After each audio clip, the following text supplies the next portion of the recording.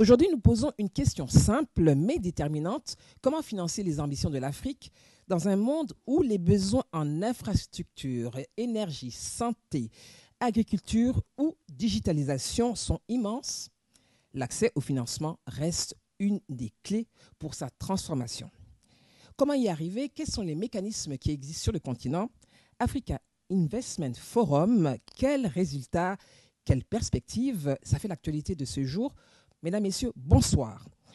Pour en parler, nous en recevons avec beaucoup de plaisir sur ce plateau de RTI 1 Monsieur Max Magor Ndiaye, directeur du département syndication, Forum pour l'investissement en Afrique et solutions au sein de la BAD.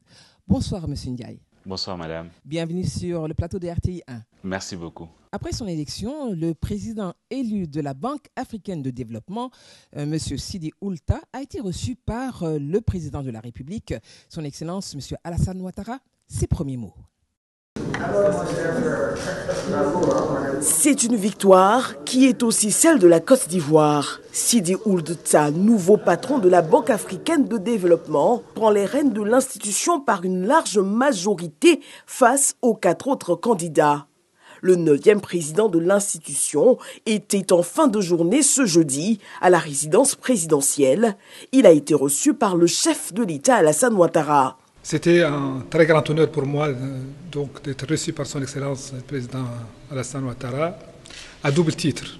D'abord, la Côte d'Ivoire a été le premier pays à soutenir ma candidature et elle a joué un rôle déterminant. Son Excellence le président a joué un rôle déterminant dans mon élection. Donc, vous devez exprimer toute la reconnaissance de la République islamique de Mauritanie pour son Excellence. Deuxièmement, la Côte d'Ivoire est le pays de siège de la Banque africaine de développement. Et à ce titre, je dois recevoir les orientations de son Excellence pour la conduite future de la gestion de la Banque africaine de développement. Des mots soutenus par le ministre de l'économie et des finances de la Mauritanie. Aujourd'hui, il y a eu cette brillante et franche victoire de Dr Sidi Oulta. Il y était l'engagement de son Excellence Alassane Ouattara en personne. Et donc c'est pourquoi j'ai été dépêché par son Excellence le président Mohamed Ould Cheikh Ghazouani pour rencontrer son Excellence pour lui dire combien la Mauritanie est reconnaissante pour les efforts consentis par son Excellence et par la Côte d'Ivoire. Humilité et sens des responsabilités, voilà les premiers mots du nouveau président de la Banque africaine de développement qui espère voir multiplier par 10 le nombre d'investissements de l'institution sur le continent. Alors, pouvez-vous nous rappeler quelle est la philosophie ou quels sont les objectifs fondateurs de ce forum AIF? Alors déjà, permettez-moi de vous remercier pour l'invitation.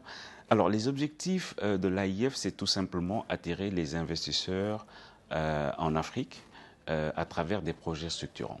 C'est une vision du président Adesina qui, à un moment donné, effectivement, s'est rendu compte qu'en Afrique, on n'avait